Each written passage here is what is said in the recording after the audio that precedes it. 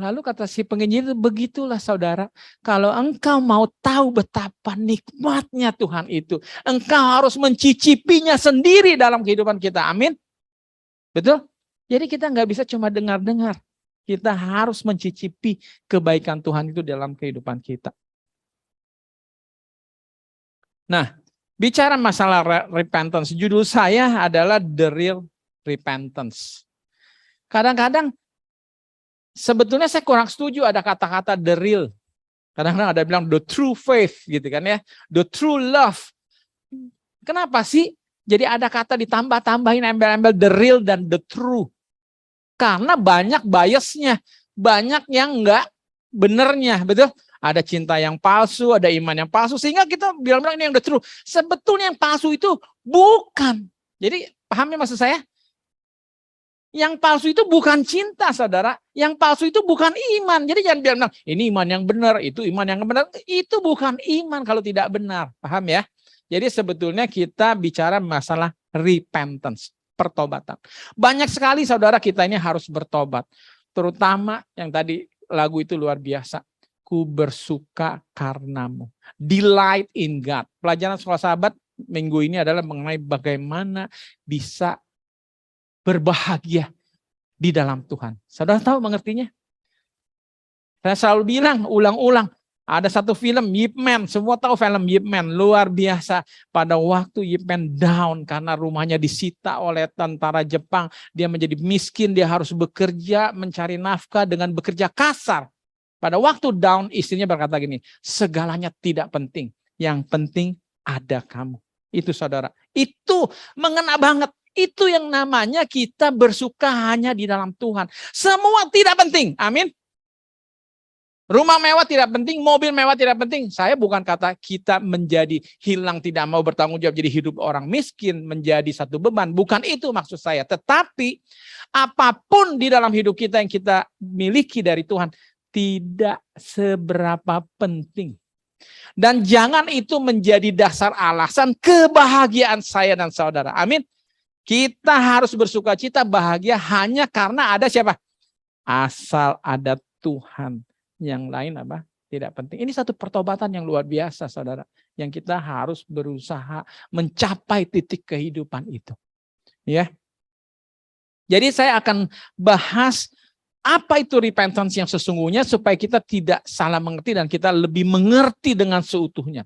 Lalu kita juga akan bahas bagaimana sih caranya supaya kita bisa memiliki pertobatan, repentance di dalam hidup kita, ya. Jadi what is the meaning of repentance? Dikatakan repentance is that change of a sinner's mind which leads him to turn from his evil ways and live, ya. Jadi maksudnya di situ dikatakan apa? Bahwa pertobatan adalah sebetulnya apa? Perubahan dalam pikiran katanya. Dalam pikiran yang membawa seseorang yang berdosa itu akan berubah di dalam kehidupannya. Ya, di dalam apa yang dia lakukan. Betul? Nah, kalau kita bicara ini ada singgung-singgung, ada sinners, berarti kita bicara ada dosa. Kalau saudara buka di Alkitab, Yakobus 4 ayat yang ke-17. Apakah Richard bisa tampilkan Yakobus 4 ayat yang ke-17? Mungkin kita juga ada bawa Alkitab, kita boleh buka. Jangan kita biasakan diri lama-lama, kita juga nggak bawa Alkitab kan gitu ya. Karena udah terbiasa tidak membuka. Yakobus 4 ayat 17 itu definisinya jelas banget apa itu dosa. Sudah?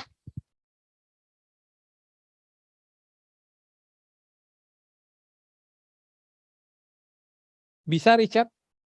Bisa? Nggak bisa? Hah? Oke, tadi saya udah tanya dari awal sih untuk dipersiapkan. Oke, kita bicara Yakobus 4 ayat berapa tadi? 17. Apa di situ dibilang?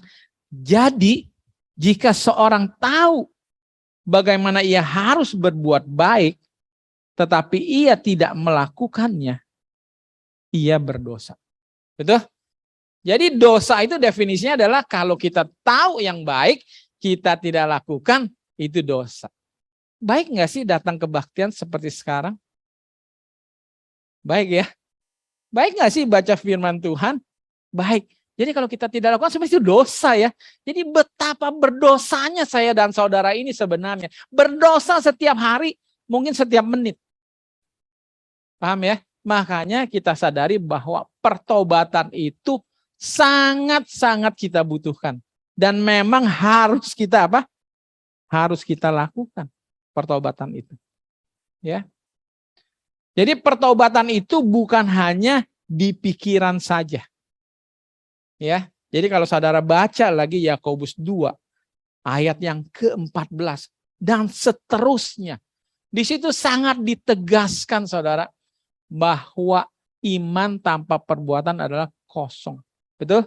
Jadi bahwa kalau kita mengaku seseorang yang beriman, tentunya perbuatan-perbuatan kita pun harus menjadi buah dari iman itu. Jadi pertobatan itu bukan hanya dari iman ya. Jadi mungkin kita sekarang suka mengerti gini, kan saya sudah dibaptis. Sebab ada ajaran yang saya dengar mengatakan sekali dibaptis selamat selamanya, betul?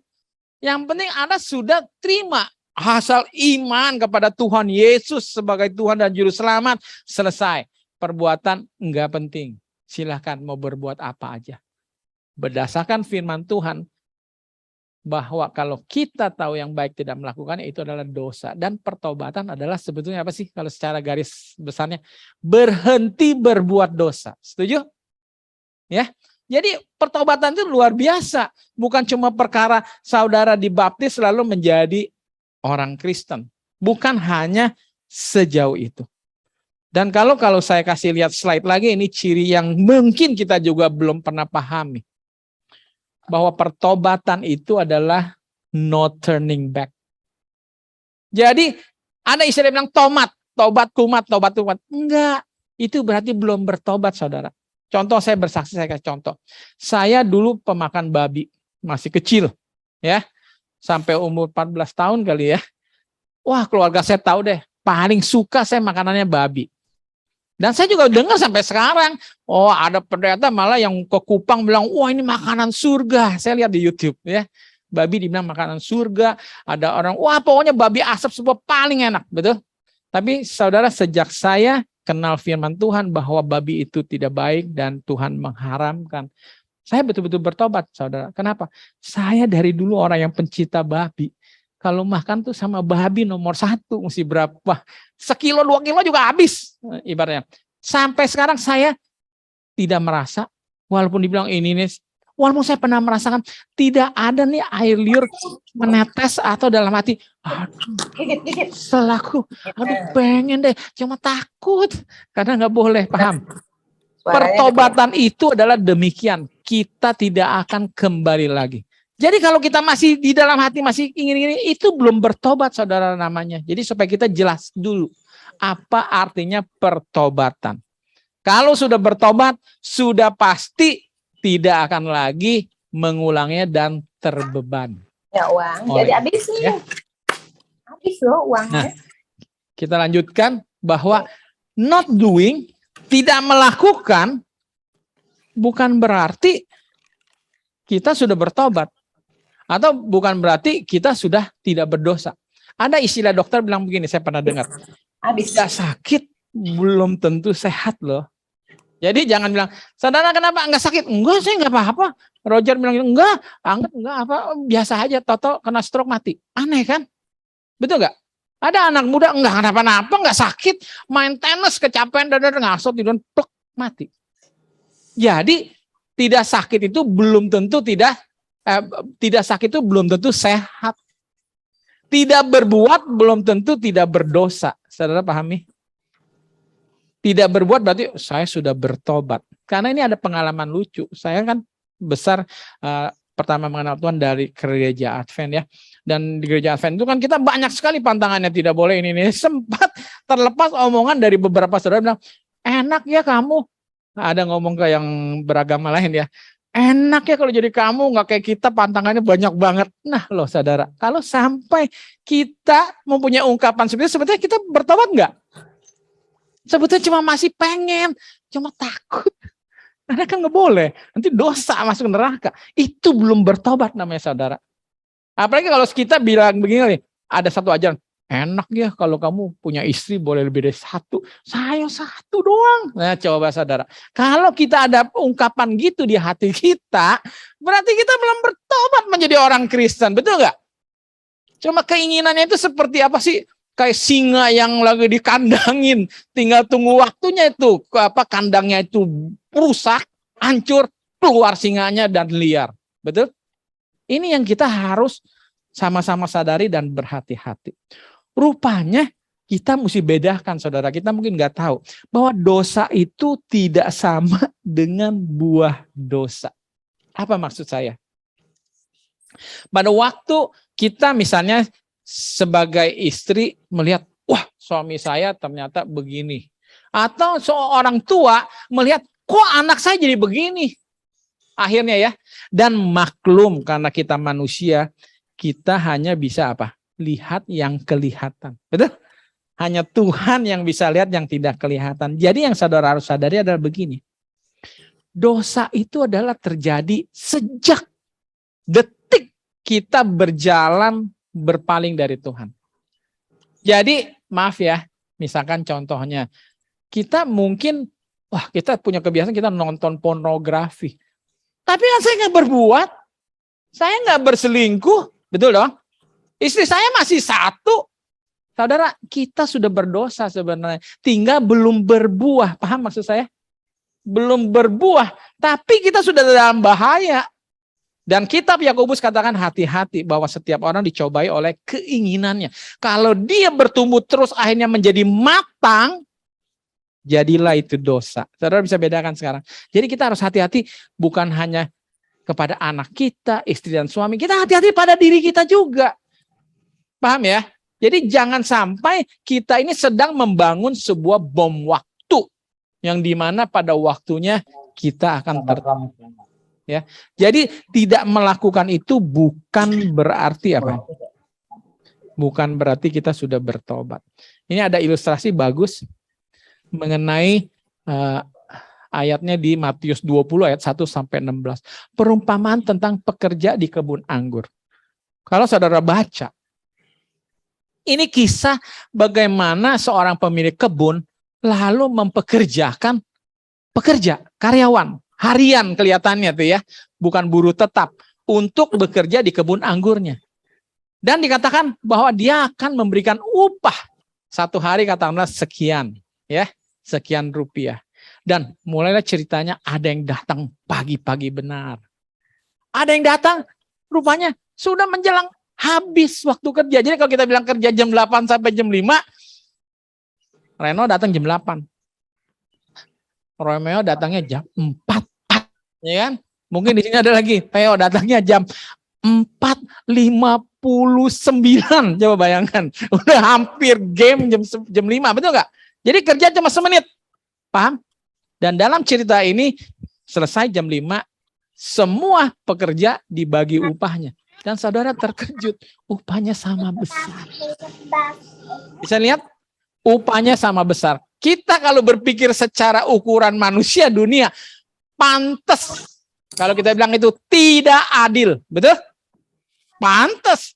Kalau siapa Reno yang dari jam 8 pagi, protes sama Theo. Betul nggak? Enak aja. Saya kerja dari jam 8. Dia kerja cuma semenit. Dapat upahnya sama. Betul? Kenapa ini? Dari perumpamaan ini saya bisa lihat. Kenapa ini? Itu kita nggak lihat kalau secara mata dunia. Bahwa orang-orang yang komplain, yang protes, yaitu Reno, ya, contoh nih ya, protes, Romeo, Roy, mereka adalah orang yang tidak bertobat. Ngerti maksud saya? Orang yang belum bertobat. Kenapa maksudnya belum bertobat? Sekarang saya mau tanya juga deh, contohnya. Kalau ditanya, berapa lama Romeo sudah mengenal Tuhan? Dibaptis tahun berapa? Kan ada kan ya? Dibanding-banding nih. Sama Om Purwa nih, oh saya mungkin lebih senior, saya baptis lebih lama. Tapi kalau masuk surga sama-sama aja kan ya. Begitu juga dengan pencuri di samping kanan salib Yesus. Sama nggak? Baru bertobat aja sebentar. Padahal hidupnya semua kacau balau. Masuk surga juga. Betul? Tapi saudara perhatikan, Kalau kita sebagai anak Tuhan merasakan nikmat, bahagia, hidup bersama Tuhan, kita tidak protes. Kalau si pekerja kebun anggur itu dia menikmati bekerja di dalam kebun anggur itu menjadi satu kesukaan, dia tidak akan protes. Percaya nggak? Malah dia akan bilang gini, Reno akan bilang gini sama Theo, aduh kasihan kamu Theo. Kenapa kamu datang dari pagi? Kamu cuma dapat uang doang, kalau saya dapat nikmatnya. Paham?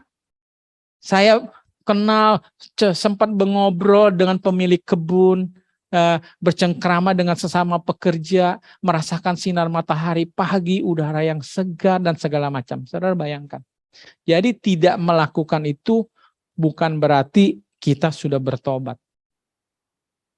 Pertobatan itu adalah dari dalam hati. Ingat ya, dari hati keluar. Itu yang namanya pertobatan. Saya pernah dulu waktu masih muda sama istri, waktu kita tinggal di Kelapa Gading, kita kan nge-gym nih. Saya ketemu sama ada sepasang suami istri. Saya terkejut juga, dia menyatakan begini, agama itu cocok-cocokkan. Paham? Jadi tinggal pilih, saudara, seperti pilih baju, cocoknya pakai jas atau pakai jaket atau apa. Jadi dia bilang begitu, agama itu cocok-cocokan. Jadi saya dulu, maaf ya katanya, saya pernah jadi Kristen. Bapak saya pendeta. Tapi kayaknya nggak cocok saya jadi orang Kristen. Nah ini dia pilih ajaran yang lain, paham ya? Jadi saudara pilih-pilih. Kalau Romeo senangnya istri nggak satu, pilihlah yang mana gitu yang cocok, yang boleh istrinya banyak, kan gitu. Apakah itu satu pertobatan? Itu adalah satu permainan sebetulnya dari apa? Kekotoran hati kita, ya. Jadi belum tentu sudah bertobat karena harus terutama pertobatan itu dimulai dari mana? Dari dalam hati kita, ya.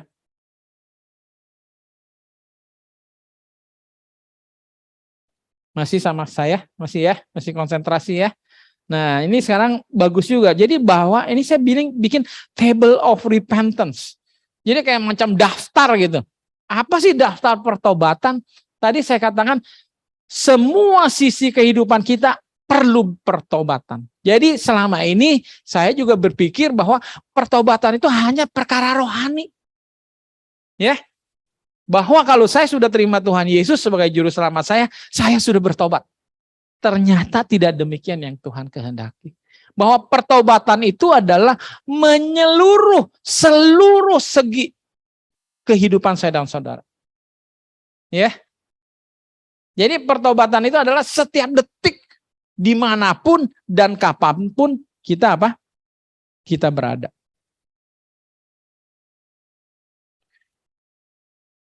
Jadi Tuhan itu bukan penata busana. Ya. Karena kalau Tuhan itu penata busana, Tuhan hanya concern bagaimana memperhatikan kita berbusana dengan baik. Betul nggak? Tuhan bukan juga penata interior. Dia hanya peduli menata rumah kita supaya indah. Bukan, saudara. Tuhan adalah penata kehidupan. Amin. Yang Tuhan mau tata adalah hidup kita seluruhnya, seutuhnya. Nah, baik dari segi about me, ini nomor satu. About me. Nah, mungkin saya sedikit singgung Richard mana ya. Dengan istri Santi, Richardnya kayaknya nggak ada ya. Oke, lagi di belakang. Jadi selamat kepada kedua mempelai yang baru dipersatukan Tuhan ya. Tetapi Richard dan Santi bukan berarti tidak harus bertobat. Dari segi pribadi masing-masing. Baik sebagai suami maupun sebagai istri, pertobatannya masih jauh. Saya saja yang sudah menikah berapa? 34 tahun ya. 33 ya, tahun depan 34. Sorry. Saya sudah mau 40 tahun, jadi 39 tahun ini. Tahun depan 40. Bayangkan, saya menikah sudah 39 tahun, saudara kira cukup berhenti tidak bertobat? Oh tidak, saudara, harus bertobat. Jadi kalau boleh kata, pertobatan itu adalah apa? Yang tadi lagu luar biasa tuh, bagaikan bejana. Mungkin mesti diganti judul nih. Yang dibilang Tuhan itu aku mau jadi sempurna seperti Engkau Yesus. Kan gitu ada liriknya ya. Gimana ya tahlilnya lagu yang tadi ya? Ku mau sempurna sepertimu Yesus. Karena memang di dalam firman Tuhan kalau saudara buka ya, begitu banyak sebetulnya ayat-ayatnya. Di dalam Matius 5 juga ada dibilang Tuhan mau kita menjadi sempurna seperti Bapa di surga. Nanti kita lihat akan ayat-ayatnya. Jadi seharusnya kita itu hidup semakin sempurna. Amin. Jadi makanya proses kesempurnaan itu tidak ada habisnya. Jadi janganlah kemesraan Richard sama Santi itu puncaknya kemarin menikah. Sekarang sudah mulai proses menurun. Makin menurun sekian persen, akhirnya lama-lama cerai. Kan begitu. Bukan demikian yang Tuhan mau, betul nggak? Bahwa pernikahan itu adalah awal, baru awalnya. Tapi makin hari, kayaknya lihat Richard sama Santi makin mesra, makin lengket, makin saling sayang, dan makin itu yang Tuhan kehendaki. Pertobatan di dalam kehidupan kita, baik sebagai apapun diri kita itu bekerja. Bicara rumah tangga saudara, makanya ini saya baru kebetulan baca ya, lihat di Instagram, di berita CNBC Indonesia. Di Korea Selatan, negara yang terkenal dengan drakor, ya kan? Drama Korea yang begitu romantis, coba bayangkan. Negara yang sudah banyak contoh film bagaimana hidup berumah tangga yang romantis.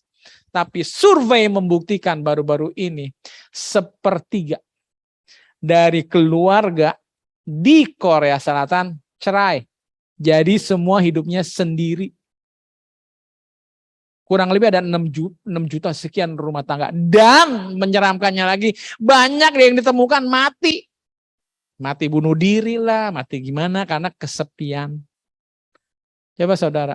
Jadi kenapa? Karena mereka tidak bertobat. Inilah artinya apa bahayanya kalau kita suami dan istri tidak bertobat. Kita dalam kehidupan kita tidak bertobat.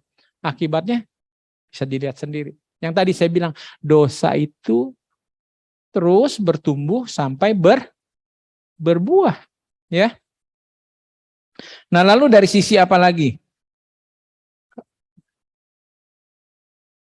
Di sini Dari segi work experience.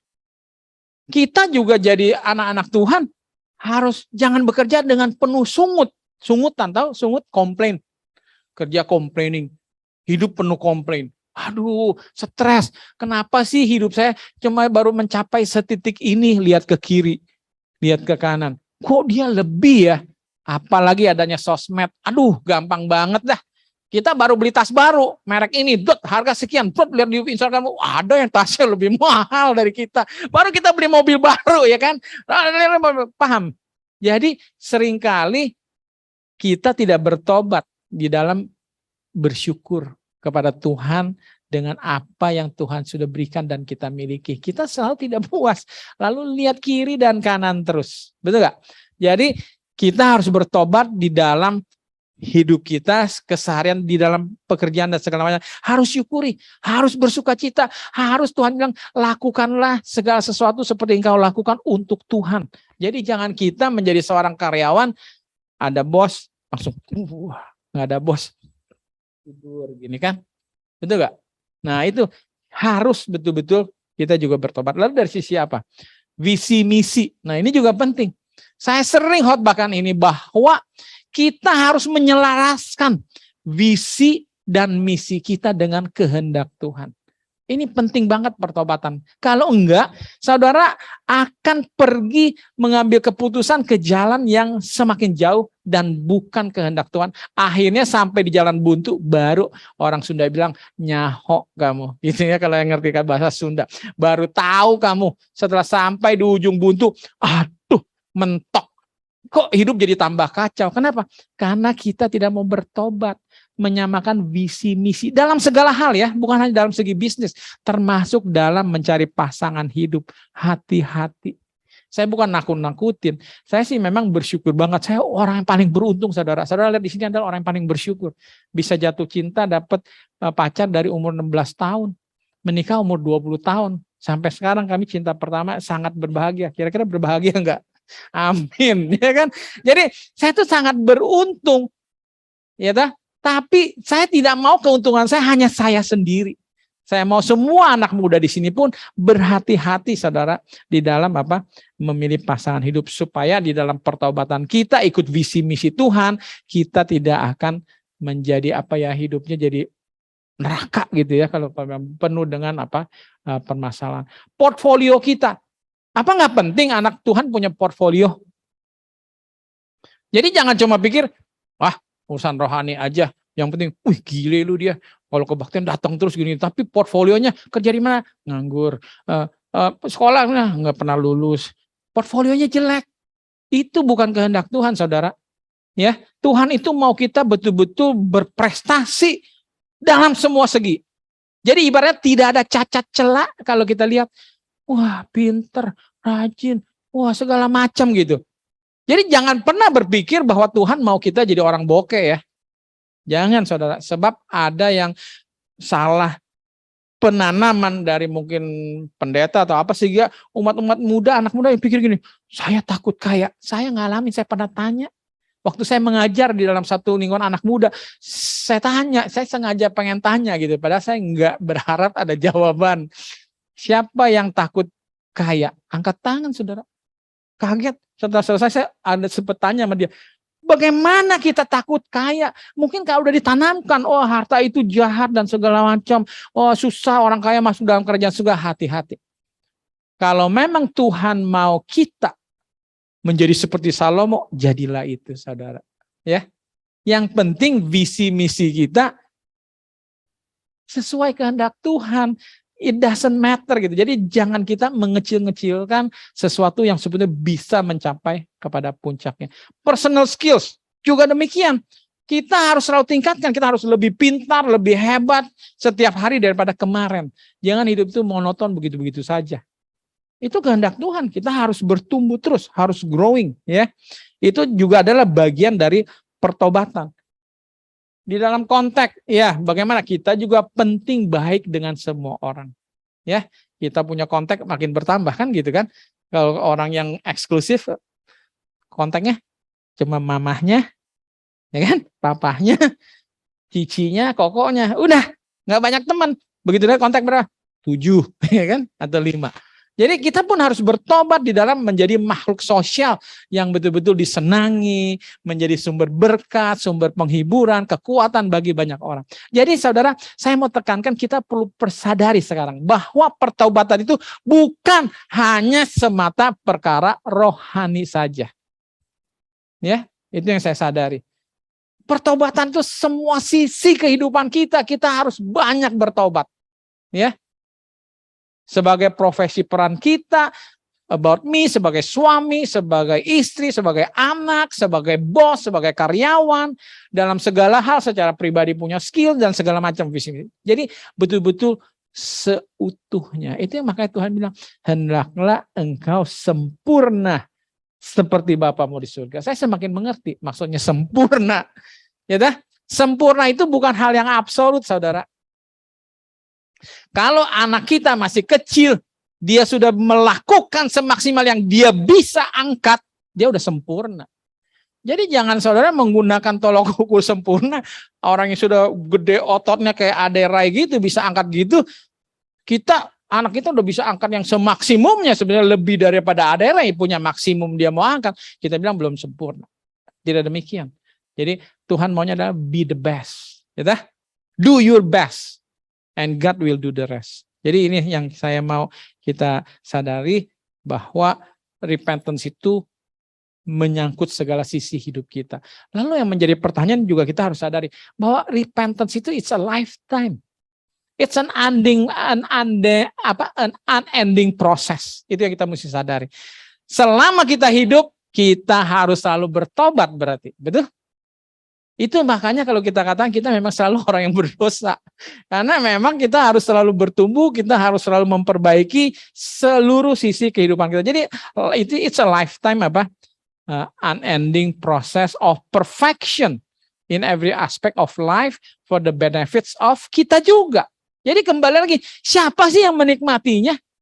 Siapa coba? Kalau kita jadi orang tua, anak kita mau dibentuk menjadi luar biasa, terus dia disenangi taman, dia diberkati dengan harta benda, dia memiliki pasangan hidup, rumah tangga yang bahagia. Sebetulnya yang menikmati siapa? Apa kita orang tua? Enggak kan? Anak kita. Tapi kita sebagai orang tua pasti paling berbahagia. Karena kita sangat menyayangi anak kita. Tapi sebetulnya kembali lagi, pertobatan ini sebenarnya bukan untuk Tuhan. Jadi jangan kita berpikir gini, kalau saya nggak bertobat Tuhan kutuk, besok Tuhan hukum, besok Tuhan cabut ini itu. Aduh saudara, kita punya citra image yang keliru tentang Tuhan. Saudara mungkin selama ini ditakut-takuti oleh siapa, pendeta mana atau ajaran mana, sehingga membuat Tuhan itu seperti itu. Betul? Ayat Alkitab mengatakan sekalipun engkau tidak setia, Tuhan tetap setia. Itu firman Tuhan mengatakan 2 Timotius 2 ayat 13. Jadi kasihnya itu sempurna. Ya, saudara nggak perlu balas-balas, nggak bisa balas nggak apa-apa. Itu kasih yang sempurna seperti itu, saudara. Kalau saudara juga mengasihi pasangan, kalau Richard juga mengasihi istrinya, nggak penting istrinya mau bangun pagi atau tidak. Amin. Saya nggak dengar amin dari bapak-bapak, ya kan? Masak nggak masak makanan nggak masalah, betul nggak? Apa kasihnya jadi berkurang? Gue nyesel deh kawin sama lo, ya kan?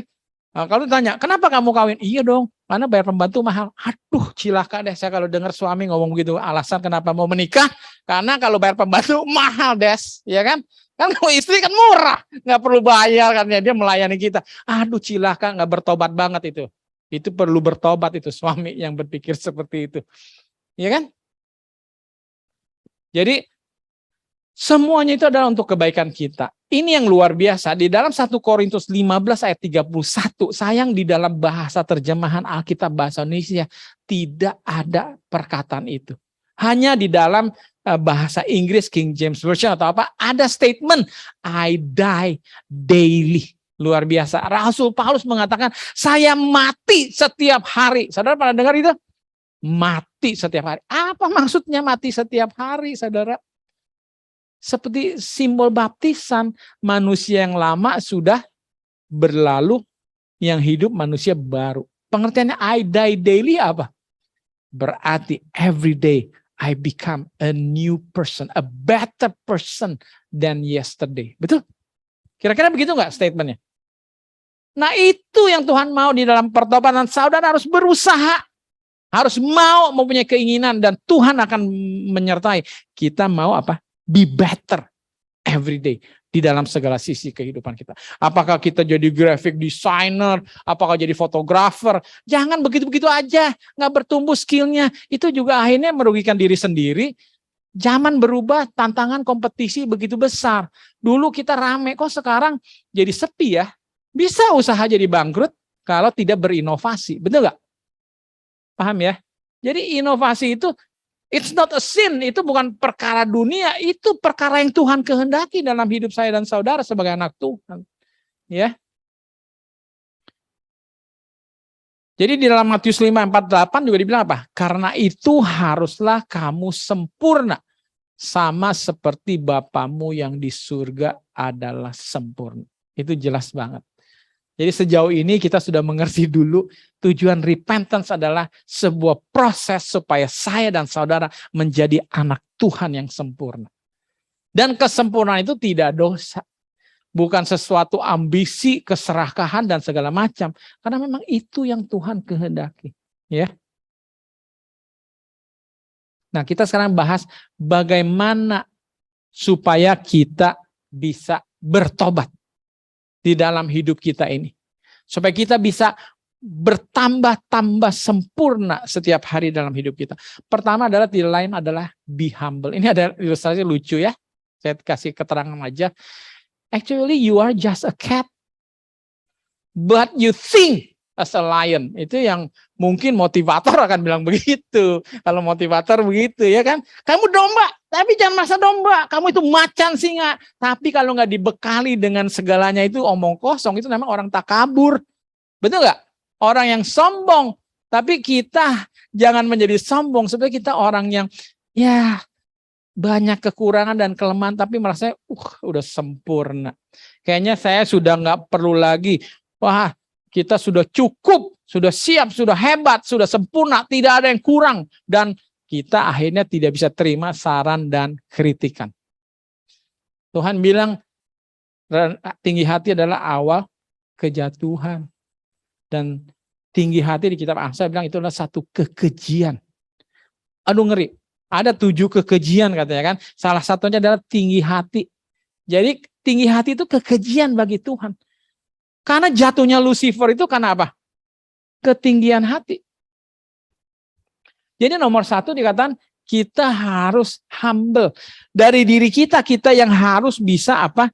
Merasakan kekurangan kita. Bahwa kita ini butuh. Harus menjadi lebih apa? Lebih baik lagi. Jadi jangan sombong. Sebagai suami bilang gini, aku kayaknya udah sempurna. Iya kan? Aku nggak perlu lagi berubah lebih baik, nggak perlu apa kalau dinasehatin tersinggung. Biasanya begitu kalau orang sombong. Orang bilang gini, orang yang tinggi hati itu orang yang paling susah diatur. Benar. Coba renungkan aja. Dan ini paling mengerikan. Saya juga bergumul setiap hari suka menyadari, ternyata masih ada tinggi hatinya. Contoh misalnya kalau bertetangga, kita kebetulan parkir mobil agak di sebelah depan rumahnya, terus ditegur lewat satpam ke rumah, tolong mobilnya dipindahkan. Coba saudara, itu satu pergumulan. Kalau kita, siapa kamu? Belagu banget. Ya kayak gitu ya, kita bisa tinggi hati. Ya. Jadi ketinggian hati itu, jadi saya selalu bilang, penyakit yang paling berbahaya. Kenapa? Karena orang yang berpenyakit itu pun tidak merasa memilikinya. Siapa di sini kalau saya tanya, siapa yang tinggi hati angkat tangan? Enggak ada yang bilang. Saya mah rendah hati, saya begini. Tapi nanti ada bom waktu begitu peristiwa ini keluar tuh sombongannya, ya kan? Kan kita suka lihat viral di YouTube bagaimana seorang yang berkuasa kayak atau seorang jadi bisa marah-marah begitu udah salah nggak mau terima ya kan kepada yang lebih, itu contohnya. Jadi nomor 1 adalah kita harus rendah hati, bukan rendah diri ya. Bedakan rendah hati dengan rendah diri. Kalau rendah diri orang yang minder, Tuhan nggak mau itu. Minder, harus ada percaya diri kita. Tetapi kita tetap rendah hati ya. Hanya orang yang rendah hati baru bisa memulai untuk bertobat. Karena Tuhan memberikan hak pilih, itu masalahnya. Tuhan memberikan hak pilih kepada masing-masing kita. Itu harus datang kesadaran dari kita sendiri. Nggak bisa Tuhan paksakan. Bahkan waktu Hawa diciptakan saudara di bumi ini, Tuhan tunggu sampai ada kesadaran itu datang dari siapa? Dari Adam. Setelah Adam lihat, kok ini pasang, ini binatang gajah sepasang. Ini sepasang. Ini sepasang. Kok saya sendiri? Kayaknya sepi. Mulai ada kebutuhan. Di situ baru Tuhan penuhi. Karena juga nggak mau dipaksa gitu kan. Ya. Jadi pentingnya semua pertobatannya adalah dimulai dari dalam. Ingat ya, dari dalam. Makanya untuk bisa bertobat sebetulnya kita harus bisa mengerti dari dalam. Saya selalu pernah singgung begini, kalau mau mendidik anak, ada bedanya. Mendidik anak dari luar dan dari dalam. Ya, saya pernah bilang, mungkin ada yang ingat atau enggak. Kalau mendidik anak dari luar, saya udah di sini pinggang udah lengkap. Perlengkapannya pecut, mungkin bulu ayam, ketepel, ya kan? Semua alat senjata yang bisa menakut-nakuti. Ngerti nggak? Ya dah, kalau perlu ada pistol kali kan di sini ya, kayak koboi. Datang sama anak. Sudah belajar belum? Nah, kemarin ujian dapat berapa nilainya? Anaknya bergetar. Baru datang aja udah kedengaran langkah kita, anak sudah bergetar. Tapi benar, dia akan jadi juara. Tapi saudara, itu namanya mendidik anak dari luar. Dia tidak bertobat. Jadi jangan saudara pikir, wah anak saya juara gini dia bertobat. Enggak saudara, itu semu. Hanya sebentar saja. Nanti kalau kita udah mati, atau tidak ada kita di luaran, dia liar seperti apa. Hanya baik di depan kita. Jadi jangan mengajak anak juga, ayo berdoa, ayo nyanyi, buka. Luar biasa anakku itu solemn banget. Orang lihat juga puji. Nggak tahu banyak orang ngomongin, anak pendeta tapi liar di belakang. Ya kan? Lebih liar dari kita. Misalnya gitu. Kenapa bisa terjadi gitu? Karena tidak mendidik anak dari dalam. Beda saudara kalau mengajar dari dalam. Kita coba sabar, boleh berdebat, berdiskusi, saya layani. Sampai kamu betul-betul mengerti. Kenapa kamu harus demikian. Sampai dia sadar, saudara, dari dalam. Baru bisa keluar. Pertobatan yang sejati. Coba saudara pikiran. Makanya saya tanya anak-anak saya nggak pernah paksa anak-anak saya. Tapi saya bersyukur mereka bertobat. Ya dah, setidaknya ikutlah seperti yang saya ingini. Saya nggak pernah paksa. Coba tanya anak-anak saya, pernah nggak saya bawa rotan? Nggak datang hari Sabat ya? Mau ikut ya? Awas ya. Nggak uang jajan ya? Itu sudah tidak benar. Ya. Jadi Tuhan juga mau pertobatan itu datang dari dalam hati. Makanya langkah berikutnya bagaimana juga yang membantu kita harus supaya bisa bertobat dari dalam. Kita harus keep learning, saudara. Saudara harus baca firman. Saudara harus makin mengerti sehingga akhirnya jadi tahu, saudara jadi bertobat. Kalau kita orang yang acuh beba masa bodoh, ya repot. Kapan kita bisa bertumbuh gitu ya. Jadi everyday must be better than yesterday. Jadi kita harus keep learning. Di dalam 1 Korintus 3 ayat 2, ini tegas banget dia bilang, susulah yang kuberikan kepadamu. Bukanlah makanan keras, sebab kamu belum dapat menerimanya, dan sekarang pun kamu belum dapat menerimanya. Kalau saudara baca lagi di Ibrani, itu tentang supaya tidak murtad, kita harus menjadi dewasa. Jadi jangan seperti anak kecil, maunya dikasih minum makanan susu terus, paham ya? Nggak mau makanan keras. Gimana coba kalau anak kita? Roy sampai sekarang misalnya nggak pernah makanan keras, saya rasa nggak sebesar ini dia. Betul nggak? Nggak bakal bisa bertumbuh, susu terus, nggak bisa. Demikian juga bicara firman, saudara, maaf kalau saya singgung sedikit. Saudara jangan pergi cari gereja atau tempat perbaktian yang mengajarkan firman yang seperti susu lunak, yang enak-enak didengar, yang nggak membawa satu perubahan dan pertobatan. Jangan seperti itu, saudara. Kita harus mau bertumbuh, belajar lebih dalam lagi, bukan cuma kulitnya. Jadi jangan pikir firman Tuhan cuma ngomongnya gini, kuatkan imanmu, tunjukkan iman, cobalah Tuhan, kasih perpuluhan double besok, persembahan gitu. Kalau perlu semua habiskan tuh, lihat tuh janda semua. Besok kamu wah begitu. Jadi akhirnya apa? Kita belajarnya malah jadi keliru, saudara. Kita nggak mengerti sesungguhnya bagaimana hubungan kita dengan Tuhan seharusnya dan bagaimana kehendak Tuhan. Banyak yang jadi kecewa. Akhirnya, loh kok saya udah gini-gini, kok akhirnya enggak tuh mana nggak dibalas dan segala macam. Akhirnya kecewa kan, bilang Tuhan bohong, Tuhan tidak ada. Jadi kita harus belajar, saudara. Makanya jangan sampai kebaktian seperti ini saudara lalaikan. Saya terus terang selalu sedih. Saya mau yang lain nggak penting. Yang lain dipending dulu, ditunda dulu. Yang penting datang kemari. Oleh karena kita yang berdiri di sini juga harus hati-hati. Kita juga punya tanggung jawab untuk bisa menyampaikan firman dengan benar. Bukan tempat show dan segala macam. Supaya tidak mengecewakan. Supaya membawa pertobatan kepada yang dengar. Jadi utamakanlah kita mendengar firman. Begitu juga hai anak-anak muda. Memang terlalu banyak daya tariknya itu film drakor. Kalau udah nonton satu seri terus sampai habis bisa, ya kan? Tidur malam gitu kan ya. Tapi untuk kita mau berbakti sebenarnya itu bagi kita juga sama, bagi saya juga itu satu pergumulan. Mana sih lebih menarik gitu kan? Oh kita olahraga main basket segala macam gitu ya. Semua enjoy apa yang kita suka, betul. Kalau gini boring. Tapi kita harus keep learning. Utamakan, dahulukan kerajaan surga. Saudara tidak akan menyesal. Ya. Termasuk pada anak-anak saya, jangan lengah. Setan itu luar biasa, jangan lengah. Dosa itu jangan tunggu berbuah. Ingetin, tadi saya bilang dosa itu ada proses dan jangan biarkan dia berproses, bertumbuh. Kita harus matikan dia dengan firman Tuhan. Makanya rumah tangga semua harus rajin, harus berdoa bersama.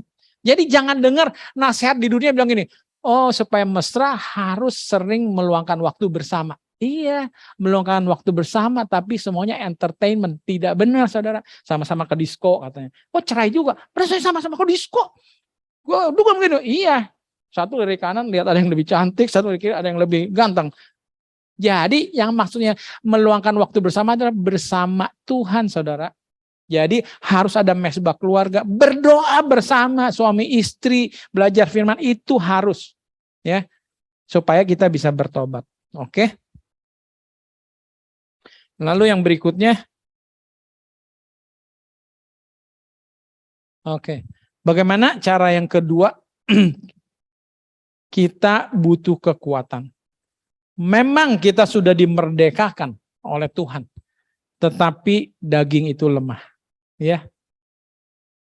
Kita yang penting sudah ada hak pilih. Tuhan cuma menunggu satu kata, mau. Begitu saudara berucap, saya mau, langsung Tuhan dengan semua timnya bergerak begitu gegas, begitu cepat. Pada waktu saudara dalam bahaya, saudara sebut, Yesus tolong, langsung. Enggak tunggu ya, rapat dulu ya, komite majelis dulu, kita putuskan dulu bagaimana. Enggak begitu, Tuhan itu instan, begitu cepat, ya. Jadi kita butuh kekuatan, jangan kita sombong dari Tuhan. Makanya Tuhan bilang ada Roh Kudus yang hidup apa? Di dalam kita. Lalu di sini kita ayat yang terkenal, saudara kalau baca ulang-ulang lagi, Yesus pokok anggur dan kita adalah carangnya. Itu ilustrasi yang jelas banget. Saudara coba petik carang itu anggur, saudara plototin tiap hari. Apakah dia bertambah berbuah atau bertambah layu? Coba buktikan aja. Petik itu carang, perhatikan pohon apa saja. Kalau sudah petik dari induk batangnya, makin hari makin layu, daunnya makin coklat dan kering. Betul? Ajaib, saudara. Saudara banyak nonton film kalau ternyata dipotong, copot malah berbunga gitu kan ya. Kecuali memang pohon tertentu bisa dipetik, ditancap, dia bisa tumbuh. Itu mungkin jenis pohon tertentu. Tapi pada intinya kita tidak akan bisa bertumbuh tanpa Tuhan Yesus, saudara. Makanya penting sekali kita selalu hidup berjalan bersama dia. Ini dikatakan di Matius 3:8. Buktinya kalau saudara sudah bertobat atau belum. Apakah saudara sudah berbuah atau tidak? Kalau sudah ada buahnya berarti saudara sudah bertobat. Kalau dalam rumah tangga kalian semakin mesra, berarti betul saudara sudah bertobat sebagai suami maupun sebagai istri. Kalau tiap hari makin ribut makin besar, itu belum bertobat, itu makin murtad setiap hari. Paham ya? Jadi jelas bahwa kita bisa lihat pertobatan itu dari buahnya. Karena itu kehendak Tuhan kita menikmati buah-buahnya yang baik. Di dalam 2 Korintus 7 ayat 10 dibilang, ini juga penting yang saya selalu singgung. Bahwa Tuhan ada bantu kekuatan dari Tuhan untuk saudara bertobat. Melalui apa? Tuhan juga bisa memberikan tantangan dalam hidup. Ujian, pergumulan, supaya kita apa? Bisa bertumbuh. Seperti kita sebagai orang tua suka melatih anak kan. Coba kita latih, ayo habis makan, coba bawa piringnya ke dapur. Kan itu latihan. Iya enggak?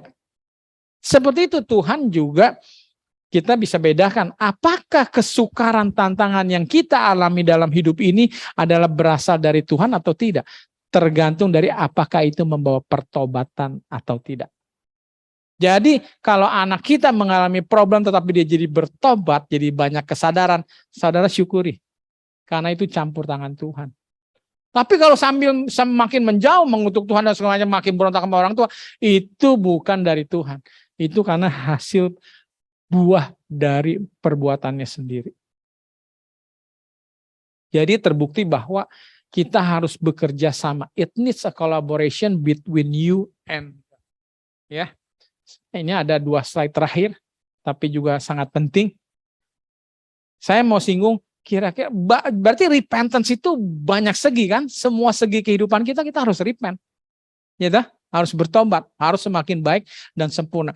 Tapi saya ambil 2 hal aja yang kayaknya sangat penting dan sangat sulit ya, yaitu repentance about me, tentang diri kita. Yesus Kristus dalam Filipi 2 ayat 6-11 dikatakan dia mengosongkan dirinya sendiri. Ini yang saya pribadi belajar, saudara. Kita harus belajar bertobat. Bertobat apa? Mengosongkan diri kita, meniadakan diri kita 100%. Itu yang Tuhan Yesus lakukan. Saudara baru bisa mengasihi dengan sempurna Kalau saudara bisa mengosongkan diri. Kalau lagi ribut sama istri, kalau masih ada diri kita kencang 100%, pasti ngambek kita juga. Bahkan bisa berujung, udahan kita akhir aja hubungan kita. Tapi saudara coba kalau kosongkan diri kita, dan yang ada hanya istri kita, diri kita, pasti kita mulai timbul, aduh kasihan ya istriku. Walaupun salah istri kita mungkin ya, tapi akan keluar, karena kita udah mengosongkan diri, kita bisa berpikir, bisa merasakan, iya sih memang dia keliru, tapi ya maklumlah karena begini, bisa, paham nggak? Jadi akhirnya timbul itu rasa kita mau menyelesaikan itu masalah. Bahkan walaupun kita nggak penting mana yang benar dan salah, kita akan menghampiri istri kita dan mau berdamai. Paham ya? Makanya Tuhan Yesus di kayu salib sudah diludahi, sudah dicaci maki, dia masih bisa berdoa memohon kepada Bapa di surga, ampunilah mereka karena mereka tidak tahu apa yang mereka perbuat. Saudara, ini nggak gampang yang namanya mengosongkan diri. Termasuk dengan komunitas kita OCC. Ini adalah pergumulan saya semakin mengosongkan diri. Dulu kita waktu jadi Kristen saya terima kita harus tidak bedakan tingkat sosial. Jadi jangan sombong, mentang-mentang kamu kaya, kamu sombong di gereja, saya orang kaya, saya mau diperlakukan lebih khusus, betul? Kita bisa mengosongkan itu, ya kan? Oh, jabatan kita juga kosongkan. Gampang, pendidikan juga kita kosongkan. Tapi yang saya sadari yang kita perlu kosongkan adalah agama, saudara. Agama itu buatan manusia. Kita sebenarnya adalah anak-anak Tuhan. Tuhan Yesuslah pemimpin kita. Tapi begitu banyak keakuan. Kalau menurut saya bilang keakuan. Saudara, banyak kan kita tahu gereja denominasi. Saya pernah masuk di dalam satu denominasi. Dan saya pernah merasakan betapa bangganya saya, mengagungkan, meninggikan saya punya agama, denominasi, menganggap bahwa ini lebih baik daripada yang lain. Paham ya?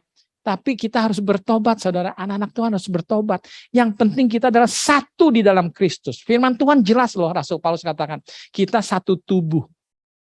Kita tubuh, jangan ada yang mau jadi kepala di antara kita. Kita ini tubuh. Kepalanya hanya berapa? Berapa kepalanya? Hanya satu. Tuhan Yesus. Oleh karena itu walaupun komunitas One Christ akan bertumbuh, kepala kita tetap satu. Hanya Yesus Kristus. Bukan Pak Purwa sebagai pelopor. Wah, naik jabatan. Nanti kalau saya diperlakukan lebih khusus, kalau saya pergi kemana-mana, naiknya pesawat terbang kelas bisnis atau kelas lebih kalau yang bawaan atau diperlakukan bak seperti presiden, itu sudah tidak benar, saudara. Saudara lihat Tuhan Yesus begitu rendah hati, betul? Dia lebih layak dari semuanya untuk menerima apa? Sanjungan dan pujian kita. Tapi apa yang dia terima? Dia katakan, burung aja punya sarangkar, tapi aku tidak punya rumah, betul? Tuhan tidak memperdulikan, mengorbankan segala sesuatu untuk saya dan saudara. Tidak pernah ada yang about me. Tidak ada, saudara. Tidak ada semua about me. Ya. Pada waktu dia sembuhkan mujizat, dia cuma pesan gini, pergilah, jangan berbuat dosa lagi. Untuk kebaikannya, bukan, ayo sembah saya 1000 kali. Tadi kan kamu pincang kiri kan, 1000 kali. Nggak ada. Tuhan nggak minta satu hal pun dari saya dan saudara. Dia nggak butuh uang. Saudara ingat ya. Jadi jangan pikir dengan perpuluhan saudara mengambil hati Tuhan supaya lebih diberkati. Suatu kebohongan besar. Amin, saudara. Orang firman Tuhan di kitab Matius dikatakan Tuhan memberikan sinar matahari baik bagi orang baik maupun jahat.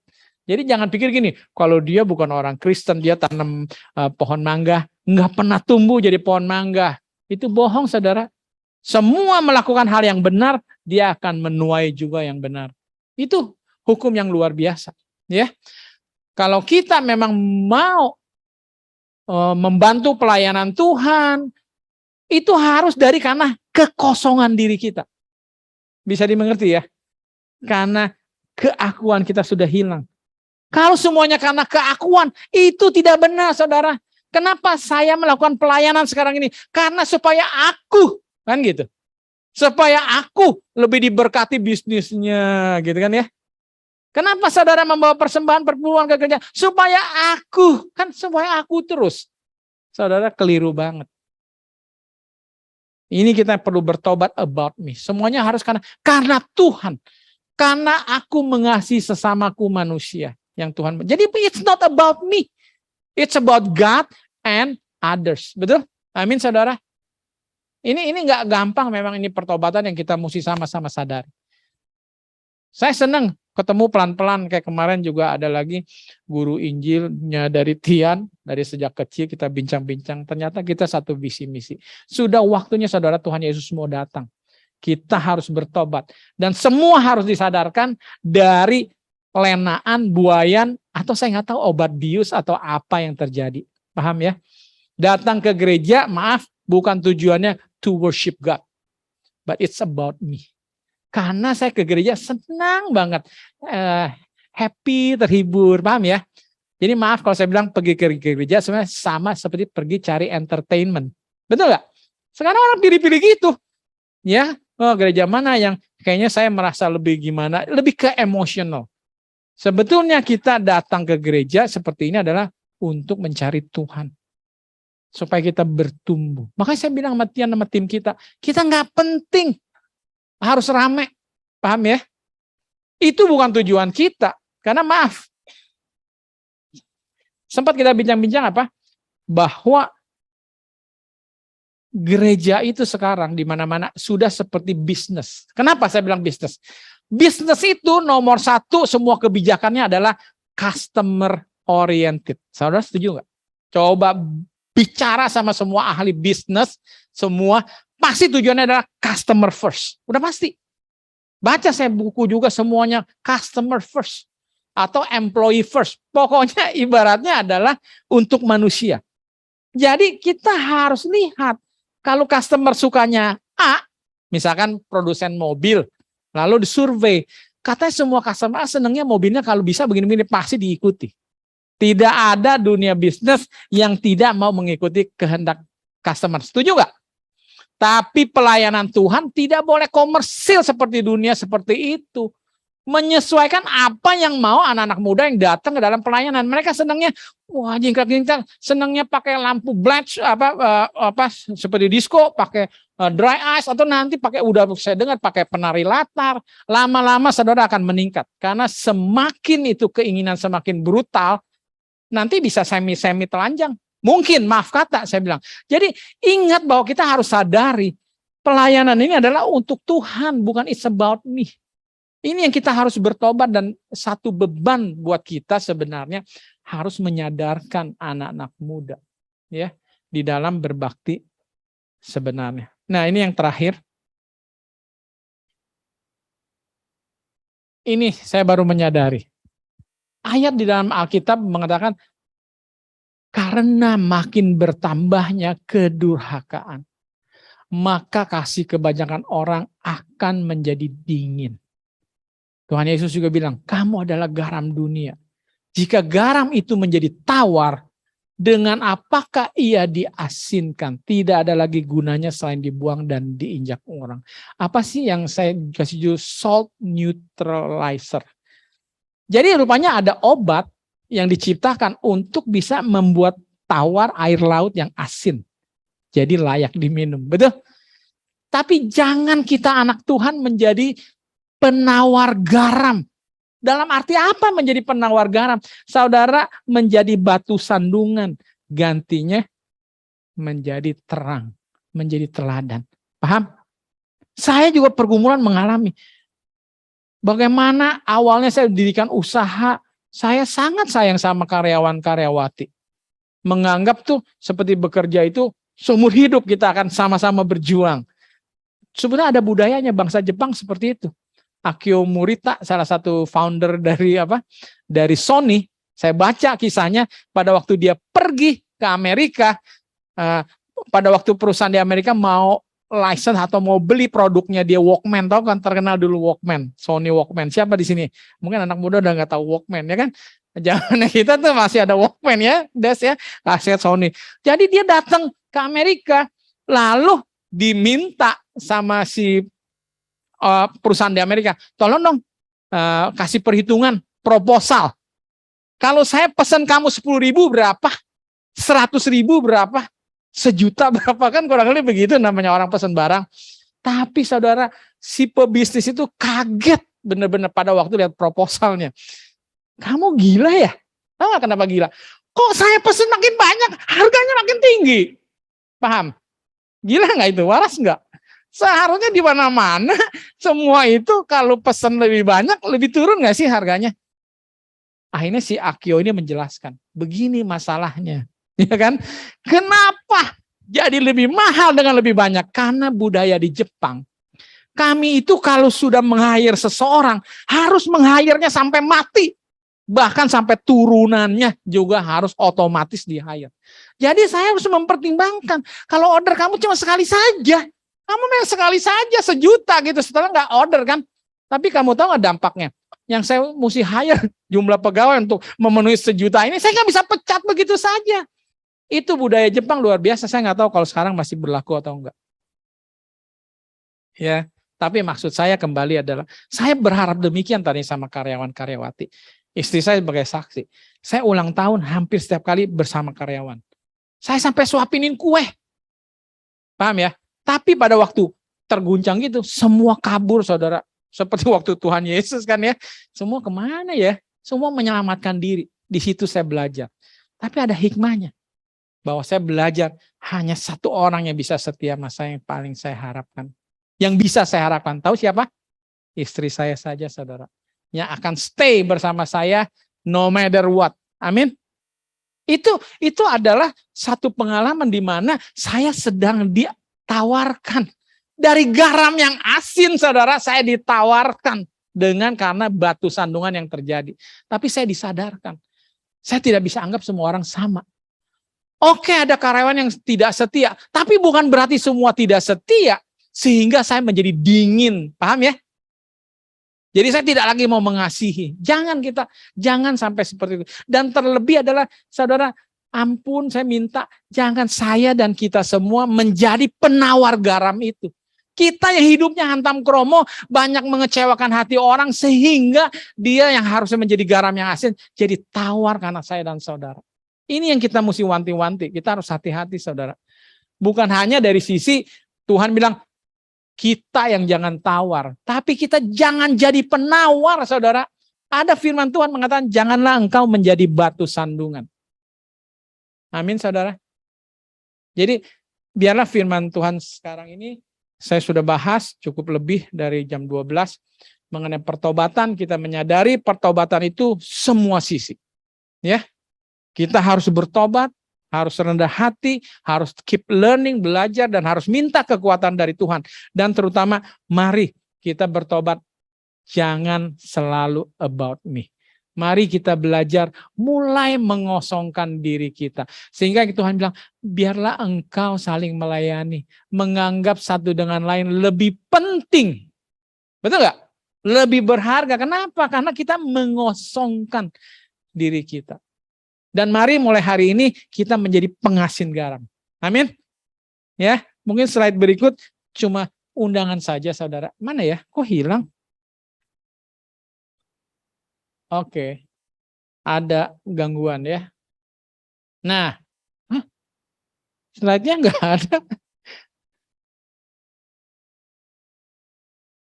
Kenapa tuh? Padahal di situ saya lihat ada slide-nya. Coba slide terakhir. Satu keanehan ya. Di layar bisa ada, di sini tidak ada. Ya kan? Oke. Ada nggak? Gangguan teknis. Oke. Intinya saya mengajak let's work together. Ya. Saya nggak tahu gangguan teknis kenapa. Ya, oke. Let's work together. Ya, jadi saya mengajak kita semua keluarga OCC, yuk kita bekerja sama. Supaya kita bisa masing-masing bertobat terus setiap hari. Ya. Supaya kita bisa menjadi terang, menjadi garam, menjadi saluran berkat dimanapun kita berada. Dan semua itu untuk kebaikan kita juga. Di samping tentunya untuk kemuliaan Tuhan. Biarlah firman ini semua boleh menjadi berkat dan terutama membawa perubahan dalam hidup kita semua, baik kehidupan pribadi, baik kehidupan rumah tangga, ya, kita akan semakin baik adanya. Terima kasih, puji Tuhan. Amin.